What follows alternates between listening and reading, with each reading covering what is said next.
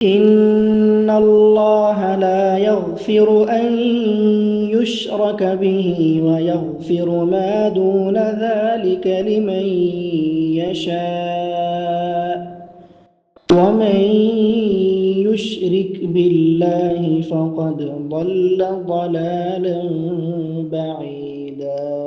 نعوذ بالله من شرور أنفسنا ومن سيئات أعمالنا. أما بعد،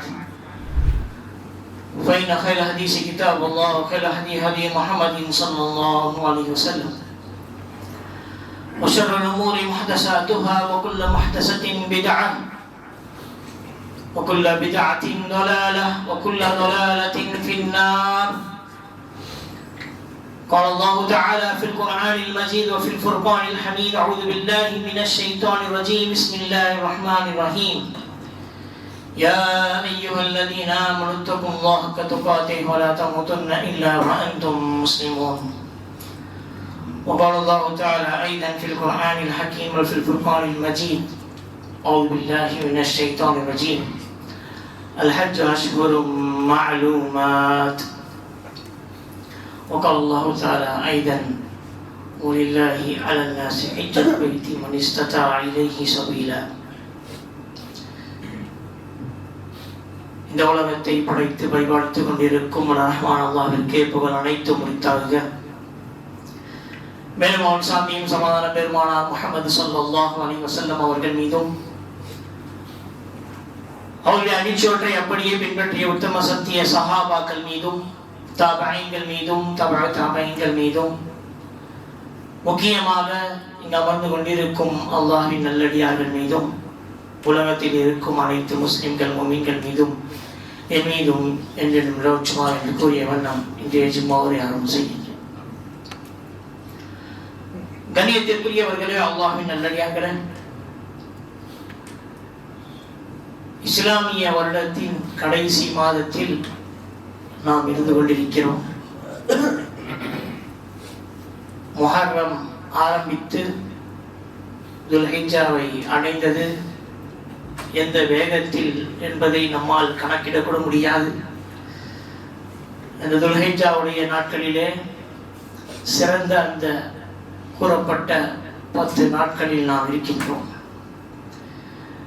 கண்ணியத்திற்குரியவர்களே, அல்லாஹ்வின் நல்லடியார்களே, இந்த மாதத்தை பொறுத்தவரையில் 4 இபாதத்துகளும் ஒன்றாக நடக்கக்கூடிய ஒரு மாதமாக திகழ்கிறது. மற்ற மாதங்களில் நாம் ஹஜ் என்ற வழக்கத்தை செய்ய முடியாது. மற்ற மாதங்களில் கடமையான நோன்பை நாம் நோக்க முடியாது, ரமதானை தவிர.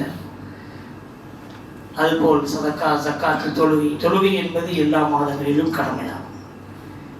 இந்த மாதத்தை பொறுத்தவரையில் தொழுகையும் அதனுடன் சேர்ந்து சதக்கா ஜக்காத்தும், அதனுடன் சேர்ந்து நோன்பு, அரஃபா நாளில் வைக்கக்கூடிய அந்த நோன்பும், அதுபோல ஹாஜிகள் நிறைவேற்றக்கூடிய அந்த கடமையான வணக்கங்களும் இந்த ஒரே மாதத்தில் இடம்பெறுகின்றன. கண்ணியத்திற்குரியவர்களே, அல்லாஹ்வின் நல்லடியார்களே, இந்த மாதத்தை பற்றி அல்லாஹ் தன்னுடைய திருமறையில் சொல்கின்றான்: அல் ஹஜ்ஜு அஷ்ஹுரும் மஅலூமாத். நிறைய கல்விகள், நிறைய ஞானம் கொண்ட ஒரு மாதமாக இந்த மாதம் இருக்கிறது.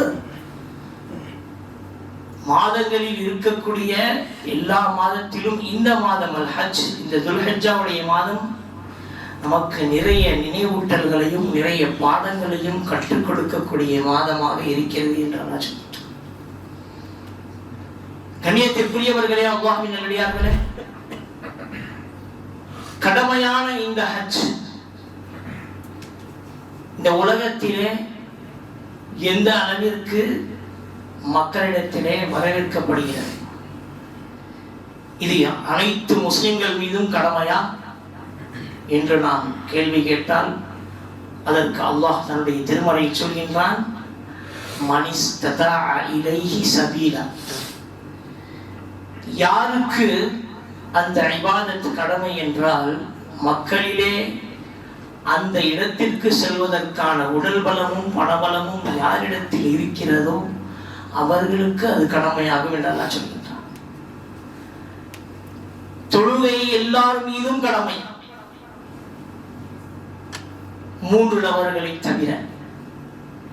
சிறு குழந்தைகள், மனநிலை பாதிக்கப்பட்டவர்கள், மாதவிடாய் பெண்கள். அது போன்ற நோன்பு எல்லார் மீதும் கடமை, சிலவர்களை தவிர. நோயாளிகள், பயணத்தில் உள்ளவர்கள், மாதவிடாய் பெண்கள். அதுபோல கடமையாக்கப்பட்ட இந்த ஹஜ் எல்லார் மீதும் கடமை. எப்படிப்பட்டவர்கள் என்றால், பணம், பொருளாதாரம், உடல் வளம் யாரிடத்தில் இருக்கிறதோ அவர்கள் மீது கடமை. அவர்களை தவிர்த்தவர்கள், அவர்களுக்கு இந்த வணக்கத்தை அல்லாஹ் கடமையாக்கவில்லை. மார்க்கம் எளிதானது என்று அல்லாஹ்வுடைய தூதர் ஸல்லல்லாஹு அலைஹி வஸல்லம் அவர்கள் அன்றே சொன்னார்கள். அத்தீனு யுஸ்ருன், அத்தீனு யுஸ்ருன், அத்தீனு யுஸ்ருன். மார்க்கம் இலகுவானது, மார்க்கம் இலகுவானது, மார்க்கம் இலகுவானது என்று அல்லாஹ்வுடைய தூதர் ஸல்லல்லாஹு அலைஹி வஸல்லம் அவர்கள் 3 முறை சஹாபாக்களிடத்திலே மொழிந்தார்கள். யுஸ்ருன் என்றால் ஈஸினஸ், ஈஸி. மார்க்கம் என்பது பின்பற்றுவதில் எந்த ஒரு கடினமும் மனிதனுக்கு கொடுத்தது கிடையாது. சூரத்துல் பக்ராவில் வரக்கூடிய அந்த வசனத்தையும் நீங்கள் கவனிக்கலாம். லா இக்ராஹ ஃபித்தீன், தீனில் உங்களுக்கு வற்புறுத்தல் கிடையாது, கம்பல்ஷன் அது கிடையாது. ஆனால் எது கம்பல்சரியாக செய்ய வேண்டுமோ அதை செய்யணும். அதை கம்பல் பண்ண வைக்கணும். உங்கள் மீது கடமையாக்கப்பட்டிருக்கிறது, அதை நாம் நிறைவேற்ற வேண்டும்.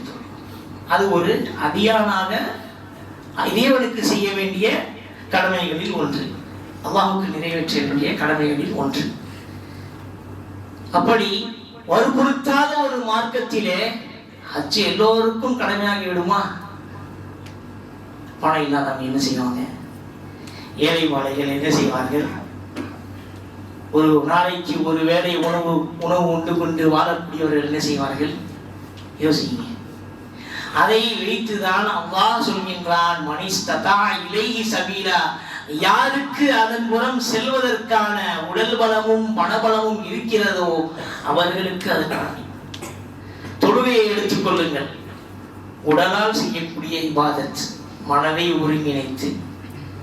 நோன்பை எடுத்துக் கொள்ளுங்கள். உடலால் செய்யக்கூடிய இபாதத், மனம் ஒருங்கிணைந்து செய்யக்கூடிய ஒரு இபாதத். தொழுகையிலும் பணம் பொருளாதாரம் அதிகம் செலவிடுவது கிடையாது, நோன்பிலும் அதிகமாக பணம் பொருளாதாரம் செலவிடுவது கிடையாது. அதுபோல் சக்காத்தை எடுத்துக் கொள்ளுங்கள். உடல் ரீதியான இபாதத் அல்ல, அது மன ரீதியான இபாதத், பொருளாதார ரீதியான இபாதத். அதில் உடலால் எதுவும் செய்ய தேவையில்லை, பொருளாதாரத்தை கொண்டு செய்யக்கூடிய ஒரு வணக்கம். ஆனால் ஹஜ்ஜை எடுத்துக் கொள்ளுங்கள். அதில் பொருளாதாரமும் அவசியம், உடல் பலமும் அவசியம். பொருளாதாரமும் அவசியம், உடல் பலமும் அவசியம்.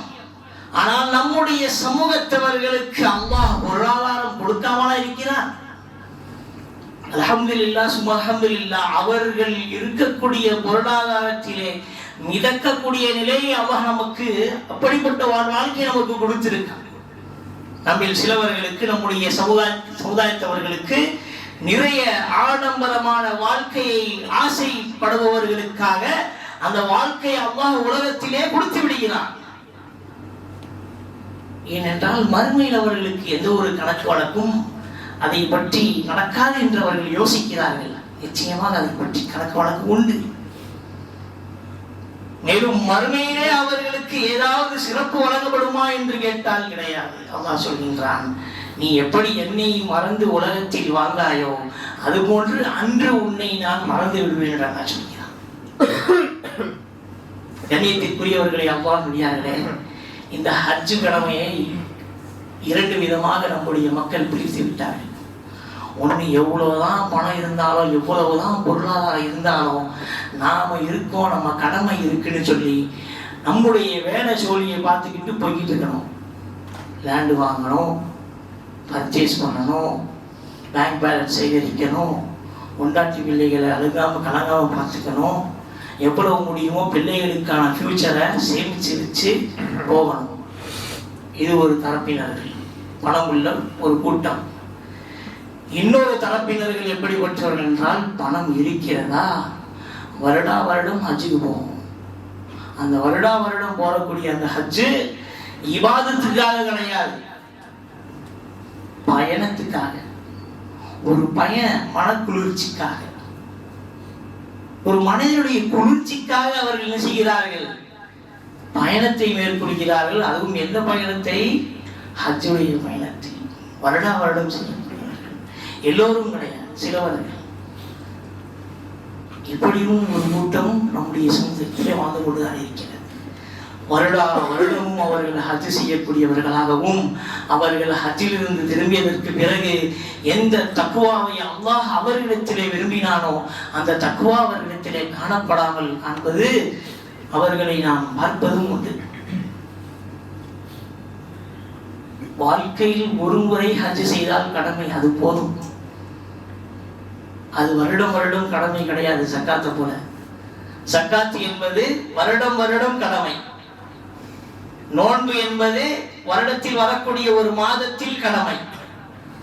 அதுபோன்று தொழுகை மரணம் வரை கடமை. மரணம் வரை நமக்கு தொழுகை கடமை.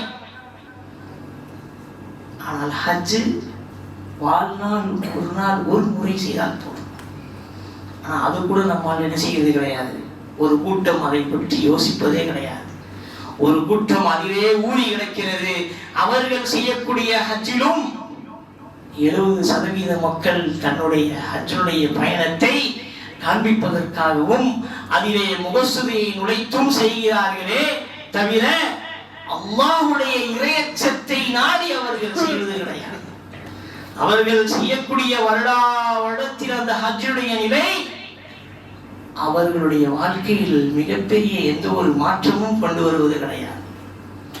அதே போல இன்னொரு பக்கம் இருக்கக்கூடிய கூட்டம், பணம் சம்பாதிக்கக்கூடிய கூட்டம், பணம் பொருளாதாரத்தை சேர்க்கக்கூடிய கூட்டம், பணம் மீது மோகம் கொண்ட கூட்டம், பொருளாதாரத்தின் மீது மோகம் கொண்ட கூட்டம், அவர்கள் அந்த வணக்கத்தின் பக்கம் திரும்பி பார்ப்பதே கிடையாது.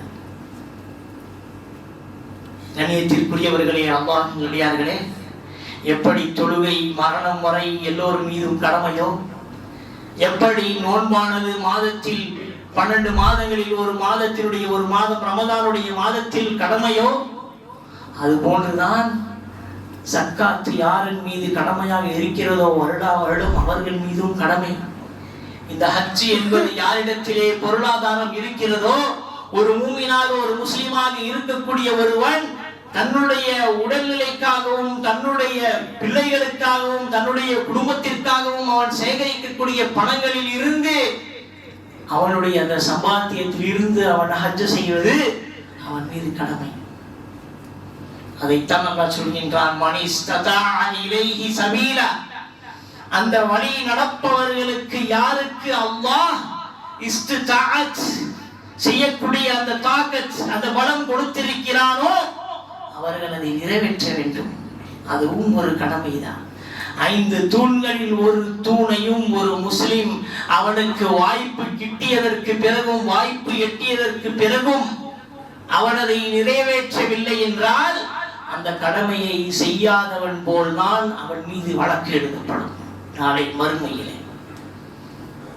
எப்படி தொழுகாதவர்களுக்கு தொழுகவில்லை என்று கணக்கு எழுதப்படுமோ, எப்படி நோன்பு வைக்காதவர்களுக்கு நோன்பு வைக்கவில்லை என்று வழக்கு எழுதப்படுமோ, எப்படி சக்காத்திலிருந்து அவர்கள் சக்காத்து கொடுக்காமல் தப்பித்துக் கொண்ட நிலையிலே இந்த உலகத்தில் வாழ்ந்தார்களோ, பொருளாதாரத்தை சேர்த்து சேமித்து அவர்கள் மீதும் வழக்கு எழுதப்படுமோ, அதுபோன்றுதான் இந்த ஹஜ் என்ற வணக்கத்தில் இருந்து தன்னை ஒதுக்கி வைத்து வாழ்ந்தவர்கள் மீதும் வழக்கு எழுதப்படும்.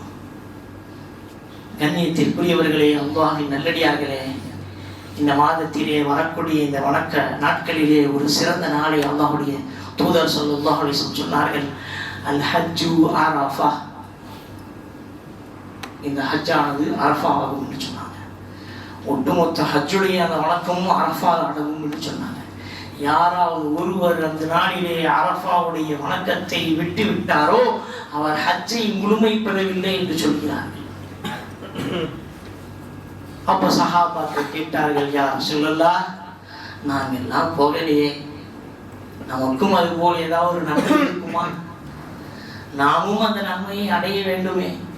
அந்த அரஃபாவுடைய இபாதத் நீங்கள் சொன்னீர்களே, கைரு துஆஇ துஆஉ அரஃபா, சிறந்த துஆஆனது அரஃபா நாளுடைய செய்யக்கூடிய அந்த துஆ ஆகும் என்று நீங்கள் சொன்னீர்களே, அதில் நாமும் ஈடுபட வேண்டுமே. எப்படி யா ரசூலல்லாஹ் அந்த நன்மையை நாம் கிட்டுவது, அந்த நன்மையை எப்படி நாம் அடைந்து வருவது என்று கேட்கும் பொழுது அல்லாஹ்வுடைய தூதர் ஸல்லல்லாஹு அலைஹி வஸல்லம் சொன்னார்கள், கவலைப்படாதீர்கள் தோழர்களே, சென்றவர்களுக்கு அல்லாஹ் கொடுத்த வாய்ப்பு அவர்கள் சென்று விட்டார்கள்.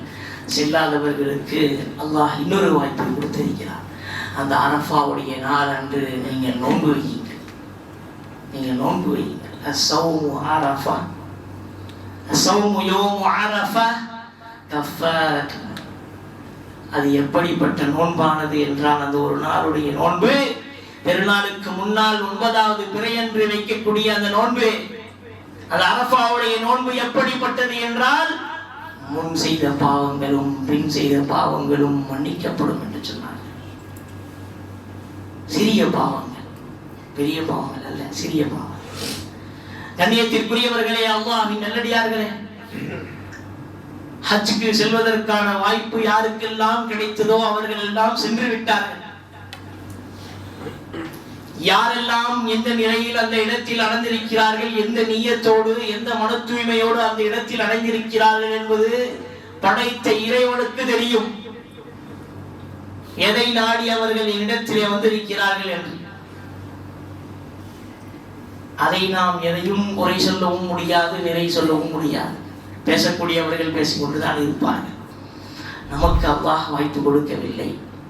ஆகையால் நாம் அந்த இபாதத்திலே தலையிடாமல் அப்படியே அந்த சிறப்பான நாட்களை வெறுமனே கழித்து விடுவது நமக்கு நல்லதும் கிடையாது.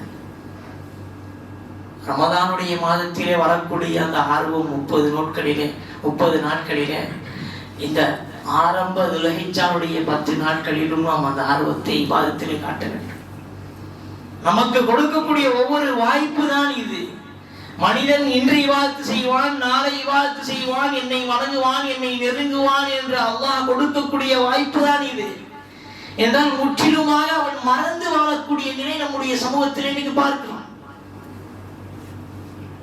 இந்த ஜும்மாவுடைய தொழுகைக்கு பிறகு ஒரு மனிதன் மற்றொரு தொழுகைக்கு முக்கியத்துவம் கொடுத்து வரக்கூடிய முஸ்லிம்களை நாம் இன்று அதிகமாக நம்முடைய சமூகத்திலே பார்க்க முடிகிறதா? கிடையாது. எந்த அளவிற்கு இந்த தொழுகைக்கு நம்முடைய சமூகம் முக்கியத்துவம் கொடுக்கிறதோ அந்த அளவிற்கு மற்ற தொழுகைக்கு கொடுக்கிறது கிடையாது. இப்படி நம்முடைய இபாதத்துடைய நிலை பின்தங்கி கிடக்கு. இவ்வளவு நம்ம இபாதத்துல பின்தங்கி இருக்கும். அல்லாஹ் அதுக்கான ஒரு வாய்ப்பு கொடுக்கிறான். என்ன? இந்த அரஃபாவுடைய நாள்ல நோன்பு வை. நீ செஞ்ச பாவங்களுக்கு மன்னிப்பு உனக்கு இருக்கு.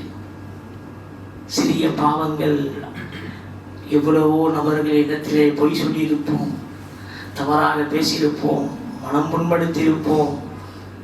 இதற்கெல்லாம் ஒரு கஃபாராவாக இந்த நோன்பு அமையும். பெரிய பாவங்களுக்கு இது கஃபாரா கிடையாது. தொழுகையை வேண்டுமென்றே விட்டவர்கள், கடமையான நோன்பை வேண்டுமென்றே விட்டவர்களுக்கு இது கஃபாரா கிடையாது. அதற்கு அவர்கள் தௌபா கேட்க வேண்டும், பாவ மன்னிப்பு கேட்க வேண்டும். அதையும் அந்த அரஃபா நாள் அன்று செய்யலாமே. அத்துவா யௌமுல் அரஃபா, அல்லாஹ் சொன்னாங்க, அல்லாஹ்வுடைய தூதர் சொன்னாங்க, ஹைரு துவா, சிறந்த துவா யௌமுல் அரஃபாவில் செய்யக்கூடிய இந்த துவா. கண்ணியத்திற்குரியவர்களே, அல்லாஹ்வின் நல்லடியார்களே, அந்த இடத்திலே அரஃபா நாளிலே அல்லாஹ்வுடைய தூதர் ஸல்லல்லாஹு அலைஹி வஸல்லம் அவர்களுக்கு கொடுக்கப்பட்ட பரிசு ஒரு அழகான வசனம். இந்த ஒட்டுமொத்த இஸ்லாமிய சமூகத்திற்கு ஒரு மிகப்பெரிய செய்தியை சொல்லக்கூடிய அந்த வசனம், அல்-யௌம அக்மல்து லக்கும் தீனக்கும் வ அத்மம்து அலைக்கும் நிஅமதி வ ரதீது லக்குமுல் இஸ்லாம தீனா. 3 விஷயத்தை அல்லாஹ் இந்த இடத்துல தெளிவுபடுத்துறான். அல்-யௌம அக்மல்து லக்கும் தீனக்கும், இந்த நாள், இன்றைய நாள் நான் உங்களுடைய மார்க்கத்தை பூர்த்தி செய்து விடுகிறேன். முழுமையாக்கி விடுகிறேன். வஅத்மம்து அலைக்கும் நிஅமதி, உங்கள் மீது என்னுடைய நியாமத்தையும் முழுமை செய்து விடுகிறேன். வரதீது லக்குமுல் இஸ்லாம தீனா, மூன்றாவதாக அல்லாஹ் சொல்லக்கூடிய இந்த வசனத்தின் அர்த்தம், நான் பொருந்திக் கொள்கிறேன் இஸ்லாம் என்ற மார்க்கத்தை. பொருந்திக் கொள்ளப்பட்ட ஒரு மார்க்கத்திலே நாம் இருக்கிறோம். சாதாரண மார்க்கம் கிடையாது. அல்லாஹ்வால் ஏற்றுக்கொள்ளப்பட்ட மார்க்கத்திலே நாம் இருக்கிறோம். சாதாரண மார்க்கம் கிடையாது. அரஃபாவுடைய நாளிலே ஜும்மா அன்று அல்லாஹ்வுடைய தூதர் ஸல்லல்லாஹு அலைஹி வஸல்லம் அவர்களுக்கு இறக்கப்பட்ட இந்த வசனம் நம் அனைவருக்கும் ஒரு விஷயத்தை கற்றுக் கொடுக்கிறது. என்னவென்றால், அல்லாஹ் அன்று தீனை முழுமைப்படுத்தி விட்டான். அதற்கு பிறகு அந்த தீனிலே குறைக்கவோ ஏற்றவோ நமக்கு அருகதையும் தகுதியும் கிடையாது. நாம் அதை பின்பற்றுவது மட்டும்தான் நம்முடைய வேலை. அல்லாஹ் என்ன சொல்லி இருக்கிறானோ, என்ன கடமை ஆக்கி இருக்கிறானோ, என்ன அல்லாஹ்வுடைய தூதர் ஸல்லல்லாஹு அலைஹி வஸல்லம் அவர்கள் நமக்கு சொல்லி கொடுத்தார்களோ, சஹாபாக்களுக்கு ஏவினார்களோ, அந்த விஷயங்கள் வரை இந்த உலகத்தில் நாம் பின்பற்றுவது நம் மீது கடமையாகும். முழுமைப்படுத்தப்பட்ட ஒரு மார்க்கத்திலே ஒரு விஷயத்தை குறைப்பதோ அதிலே அதிகப்படுத்துவதோ அல்லாஹ்வை எதிர்த்து நிற்பதற்கு சமம். அல்லாஹ்வை எதிர்க்க முடியுமா நம்மால்? படைத்த இறைவன் பரிபாலித்துக் கொண்டிருக்கக்கூடிய இரட்சகன் ரப்புல் ஆலமீன், அவனை எதிர்த்து நாம் எங்கே நிற்க முடியும்? யோசியுங்கள். கண்ணியத்திற்குரியவர்களே, அல்லாஹ்வின் நல்லடியார்களே, நாம் நமக்கு கொடுக்கப்பட்ட கடமைகளை மறந்து வெவ்வேறு வழிகளில் சென்று கொண்டிருக்கிறோம். ஷைத்தான் எதையெல்லாம் அழகாக்கி காட்டியிருக்கிறானோ அந்த வழியை தேர்ந்தெடுத்து வாழ்க்கை நடத்தி கொண்டிருக்கிறோம். நம்மில் எத்தனையவர்களுக்கு ஃபஜர் அழகாக தெரிகிறது? மிக குறைவு. நம்மில் எத்தனையவர்களுக்கு மற்ற இபாதத்துகள் நன்மைகள் அழகாக தெரிகிறது? மிக குறைவு. அதே நாம் உலக விஷயங்களை எடுத்து பாருங்கள். வட்டியும் நமக்கு அழகாக தெரிகிறது, ஹராமும் நமக்கு அழகாக தெரிகிறது, ஆடல் பாடலும் நமக்கு அழகாக தெரிகிறது, புறம் பேசுவதும் பொய் பேசுவதும் மற்றவர்களை பற்றி கோல் மூட்டுவதும் அழகாக தெரிகிறது நமக்கு. இதையெல்லாம் அழகாக்கி காட்டக்கூடியவன் யார்? ஷைத்தான். அல்லாஹ் குர்ஆனிலே சொல்லிட்டான், ஷைத்தான் இருக்கிறானே, மக்களுக்கு அழகுபடுத்தி காட்டுவான். இந்த உலகத்தில் இருக்கக்கூடிய ஹராமையும் கேவலமான விஷயத்தையும் கெட்ட விஷயங்களையும் அழகாக்கி காட்டுவான். அதை மக்கள் நன்மை என்று பின்பற்றுவார்கள். இன்னைக்கு அதுதான் வந்துட்டு இருக்கு.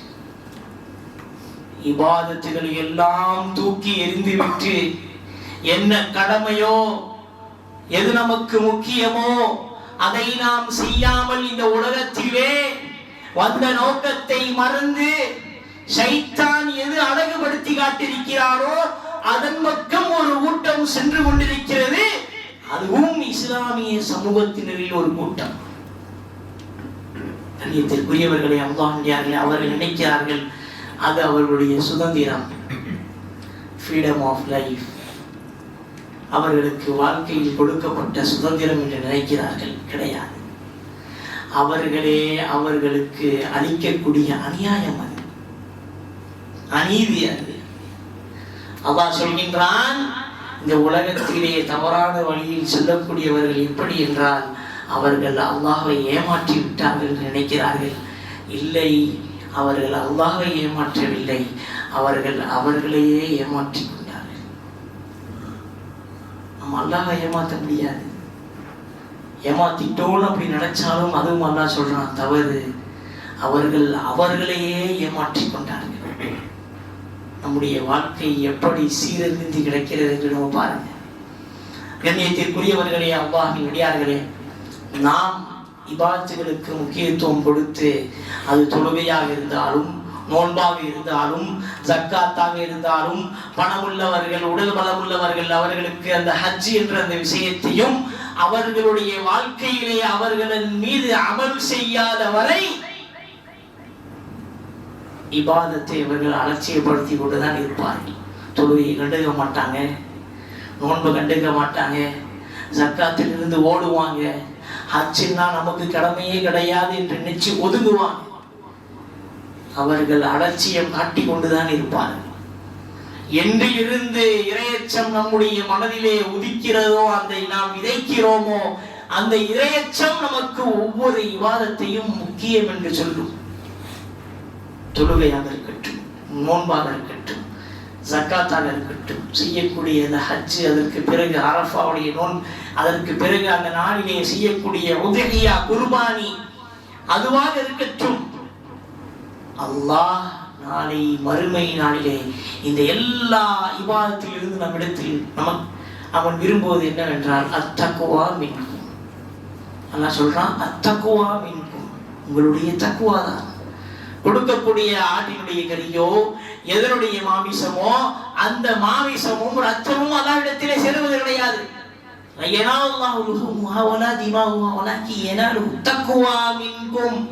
உங்களுடைய தக்குவா என்னிடத்தில் வந்து அடைகிறது அல்லாஹ் சொல்கிறார். அப்படித்தான் இப்ராஹிம் அலைஹிஸ்ஸலாம் அவர்களுக்கு அவருடைய மகனை பலியிடும் பொழுதும் வலி இருந்தும் கூட அவர் அதை செய்ய துணிந்தார்கள். மகனார் சொன்னார், யா தந்தையே, என்னுடைய அருமை தந்தையே, உங்கள் கண்ணை மூடிக்கொள்ளுங்கள். ஆனால் அப்படி இல்லை என்றால் என்னுடைய கண்ணை மூடிக்கொள்ளுங்கள், இதை செய்வதற்கு உங்களுக்கு அல்லாஹ் நாடட்டும் என்று சொன்னார். இன்னைக்கு நம்ம குர்பானி எப்படி வச்சிருக்கோம்? ஏட்டா போட்டியா செஞ்சுக்கிட்டு இருக்கோம். நீ 15,000 ஆடு கொண்டு வரியா, நான் 20,000 ஆடு இறக்குறேன்டா. நீ 20,000 ஆடு இறக்குறியா, நான் 25,000 30,000 ஆடை இறக்குறேன். முதல்ல இருக்கக்கூடிய நிலை எப்படி இருந்துச்சு குர்பானிக்கு? இன்னைக்கு எப்படி இருந்துச்சு? இன்னைக்கு எப்படி இருக்கு? ஹாபில் காபிலுடைய நிலையை பார்த்தீங்களா? ஆதம் அலைஹிஸ்ஸலாமுடைய 2 மகன்கள் குர்பானிக்காக சண்டை போட்டு தான் இறந்து போனாங்க. காபில் என்ன செஞ்சார்? ஹாபிலை கொண்டுட்டார். காரணம், அவருடைய பிராணி அல்லாஹ் குர்பானிக்காக ஏற்றுக்கிட்டான், காபிலுடைய பிராணி அல்லாஹ் ஏற்றுக்கல. அன்னைக்கு வந்தது இந்த பொறாமை இன்னைக்கு வரைக்கும் போகல. நீ 30,000 வச்சிருக்கீங்க, நான் கொண்டு 35,000 ஆடு. நீ 2 சுழி கொம்பு ஆடு வச்சிருக்க, நான் 3 சுழி ஆடு கொண்டு வரேன். இருக்கிறாங்க. யோசிங்க, குர்பானி என்றது இன்னைக்கு வேடிக்கையா போயிருச்சு. எந்த குர்பானி அல்லாஹ் தக்வாக்காக கொடுக்க சொல்றானோ, என்னுடைய பாதையிலே எனக்காக நீ அர்ப்பணிக்கிற அந்த பிராணியினுடைய நோக்கம் என்னவாக இருக்க வேண்டும்? உன்னிடத்தில் இருந்து வரக்கூடிய தக்குவாவாக இருக்க வேண்டும் என்று சொல்கிறானோ, அந்த பிராணியை வைத்து இன்று விளையாட்டும் வேடிக்கையும் காட்டக்கூடிய நிலை நம்முடைய சமூகத்தில் பார்க்கிறோம். பக்கத்து வீட்டார் வாங்கக்கூடிய பிராணியை பார்த்து ஒருவர் அவர் முடிவு செய்கிறார், அவருடைய பிராணியுடைய விலை எப்படி இருக்கிறது என்றால் நான் அதை விட விலை உயர்ந்ததை கொண்டு வந்து காட்டுவேன். ஏட்டா போட்டியாக செய்யக்கூடிய இந்த குர்பானிக்கு நிறுத்தமே இல்லாமல் போய்விட்டது. எத்தனை பிராணிகளை அவர்கள் சண்டையிட்டு கொலை செய்யும் அளவிற்கு வீதியிலே கொண்டு வந்து அந்த பிராணியை கேலி செய்யக்கூடிய நிலையை நாம் பார்க்கிறோம். யோசிங்க, இதற்காகவா நமக்கு குர்பானி கடமையானது? மற்றவர்கள் பார்த்து வேடிக்கை செய்து அதை கேளிக்கையாக மாற்றி அதை மிகப்பெரிய ஒரு கேவலமான விஷயமாக மாற்றுவதற்காக குர்பானி நமக்கு அல்லாஹ் கடமையாக்கினார். கண்ணியத்திற்குரியவர்களே, அல்லாஹ்வியார்களே, உங்களுடைய மனதினால் நீங்கள் அதை அல்லாஹ்வுடைய பாதையில் கொடுக்க வேண்டும் என்று எண்ணி அந்த பிராணியை அறுக்கும் பொழுது அல்லாஹ்வுடைய பாதையிலே நீங்கள் செய்யக்கூடிய இந்த அர்ப்பணிப்பு அல்லாஹ்வுக்கு மட்டும்தான் சொந்தம் என்று இருக்கக்கூடிய நிலையிலே நாம் எத்தனை அவர்கள் இன்று நாளவர்கள் பார்க்க வேண்டும், நாளவர்கள் பேச வேண்டும், நம்மை புகழ வேண்டும் என்று செய்யக்கூடிய நிலையிலே பார்க்கிறோம். கண்ணியத்திற்குரியவர்களே, அல்லாஹ்வியார்களே, அல்லாஹ் நம்மை பாதுகாப்பானாக. சைத்தான் இந்த விஷயத்திலே நம்மில் ஊறிவிட்டார்கள். அல்லாஹ்வுடைய தூதர் சொன்னாங்க, எஜிரி கமஜரித்தம். சைத்தான் எப்படி இருக்கான் நமக்குள்ள? எப்படி இரத்த நாளங்கள் நரம்புகளில் ரத்தம் பீரிட்டு ஓடுகிறதோ அப்படி சைத்தான் கலந்து ஓடிக்கிட்டு இருக்கான். அவ்வளவு நெருக்கமா நம்மள்கிட்ட இருக்காங்க. ஏன் நம்ம இருக்க விடுறோம்? அதுக்கு தான் காரணம். அவனை துரத்தி அடிப்பதற்கு நம்முடைய இரையச்சம் போதும். நம்முடைய இரையச்சம் போதும் அவனுடைய அந்த சேட்டைகளில் இருந்து நாம் விலகுவதற்காக, அவனுடைய அந்த தவறான வசுவாசிகளில் இருந்து நாம் விலகுவதற்காக நம்முடைய இதயத்திலே இரையச்சத்தை நாம் தங்க வைத்தால் போதும். அனைவரும் உமரை போல தூதர் காலத்திலே சொல்லப்பட்டது. உமர் ரலியல்லாஹு அவர்கள் ஒரு வீதியில் நடந்தால், ஒரு தெருவில் நடந்தால், ஷைத்தான் பயந்து மறு தெருவில் ஓடுவானா. பாத்தீங்களா? இன்னைக்கு நம்ம என்ன நினைக்கிறோம்? 4 பேர் நம்மளை பார்த்து பயப்படணும், நான் வந்தா அவன் திரிக்கணும். அது உண்மையான பயம் கிடையாது. நம்ம நடக்கும் பொழுது ஷைத்தான் நம்முடைய நிழல கூட சீண்டக்கூடாது.